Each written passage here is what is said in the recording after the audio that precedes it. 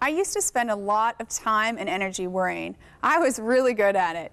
I could worry about my family, work, my health and future, so many different things. When I was in university, it was hard for me to concentrate on my schoolwork.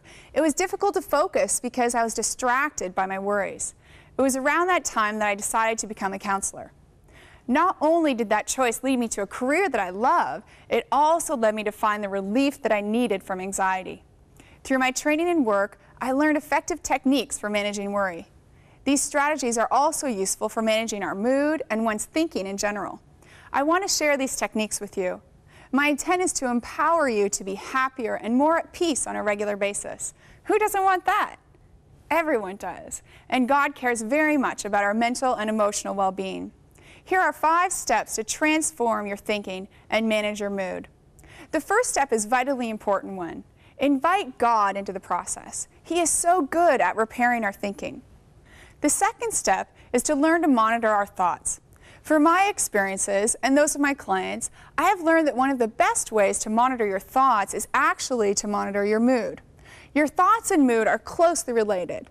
If your mood takes a sudden turn or crash, reflect back on what you were just thinking right before your mood changed. That will lead you to the troublesome thought. You want to be looking for ideas that are negative or untrue. Over the years in my work as a counselor, I've observed 15 faulty thinking patterns that are really common, and I explain them in our book, The Rest of Health. Let's use one of these as an example of how to monitor your thoughts in your mind. The pattern is called waiting on others to make you happy. A specific thought of someone who struggles with this could be the following: as soon as my spouse quits drinking and my kids have learned to stay out of trouble, then I'll be able to relax and enjoy my own life. The third step, once you've realized unhealthy thinking like this, is to stop the flow of your thoughts. Select a way to interrupt your thinking.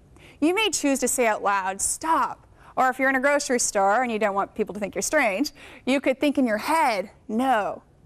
If you're a visual person, imagine seeing a giant stop sign in front of you. Other people put a rubber band around their wrist and snap it each time they identify faulty thinking. Whatever method you choose, these all break up the flow of thoughts so that you can do step number 4, which is to replace the faulty thought with the accurate, truthful thought.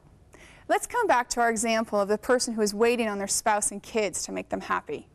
A replacement thought could be, for that person, something like this: I choose not to wait on them to do what I've asked them to do, because I could be waiting forever. I have to let them make their own choices and live their own lives. I don't want my happiness to be totally dependent on them, so I'm going to focus on living my own life well. The 5th step is to practice these skills until they're a habit. You'll be amazed at how much easier it becomes to recognize faulty thinking and how much faster you'll get at substituting in healthy thoughts. If you'd like more information and free resources to help you with this, visit our website, truefoundation.com. At truefoundation.com, you can view, print, or download a summary of these 5 steps or a chart comparing those faulty thinking patterns with the healthy alternatives. You don't have to be a slave to your thoughts, nor a victim to your mood. It's entirely possible to change old negative thinking habits into positive ones, even if you've been doing those old habits for 70 years.